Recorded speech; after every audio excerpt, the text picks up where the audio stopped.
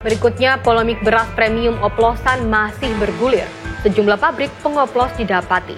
Petinggi pabrik yang tega oplos beras premium dengan beras murah ditetapkan sebagai tersangka. Meresahkan, pabrik beras bohongi pelanggan. Banyak perusahaan melakukan pengoplosan beras premium. Salah satunya, PT Padi Indonesia Maju, berlokasi di Kecamatan Kramatwatu, Kabupaten Serang, Banten. Polisi menetapkan 3 orang tersangka, yakni Presiden Direktur PT Padi Indonesia Maju berinisial S, Kepala Pabrik berinisial AI, dan Kepala Quality Control berinisial DO. Berdasarkan sidak Satgas Pangan Mabes Polri, 4 merek beras premium yang diproduksi perusahaan ini tidak sesuai dengan standar yang ditetapkan pemerintah. Meski menggunakan mesin sortir dalam beras quality premium, penyidik masih menemukan beras pecahan kecil atau menir. Padahal, produksinya capai 300 ton per hari. Di hasil akhir tadi kita lihat masih ada, walaupun kecil-kecil sekali, ya, tapi masih kita temukan.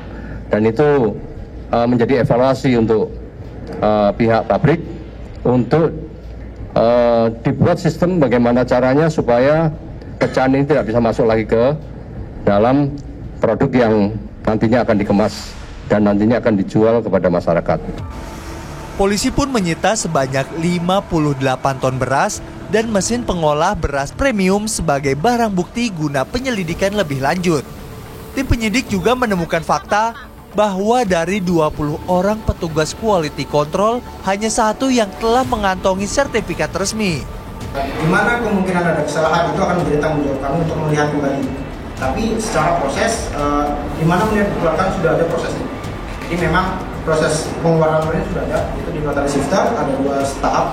Lalu kita juga untuk pencampuran antara head rice dan broken juga sudah ada tempatnya. Bahwa ternyata masih ditemukan itu akan diberikan kami untuk memastikan kembali bahwa proses kami tidak ada yang salah. Terdapat juga pabrik beras oplosan dengan kapasitas 14 ton beras per harinya. Pabrik milik CV Sumber Pangan Group ini beroperasi di Desa Keper, Kabupaten Sidoarjo telah beroperasi lebih dari 2 tahun. Produk yang diedarkan adalah kemasan 5 kg dan 25 kg. Polresta Sidoarjo dan Polda Jawa Timur menutup pabrik yang berani menampilkan standar nasional Indonesia atau SNI dan logo halal pada kemasan ini. Mereka mengoplos beras premium pandan wangi dengan beras biasa dari petani dengan komposisi 1:10. Dan telah mendapatkan 2 alat bukti yang cukup. Mencampurkan beras hasil produksi dengan beras merek lain. Yang dipakai ini adalah pandan wangi beras biasa yang memberikan aroma wangi dengan perbandingan 10 beras biasa dan 1 beras. Mencantumkan tanda SNI dan logo halal pada kemasan. Padahal pada faktanya belum memiliki sertifikat tersebut.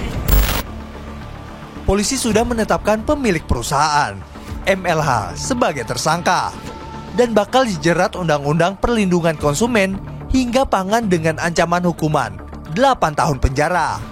Tim Liputan melaporkan.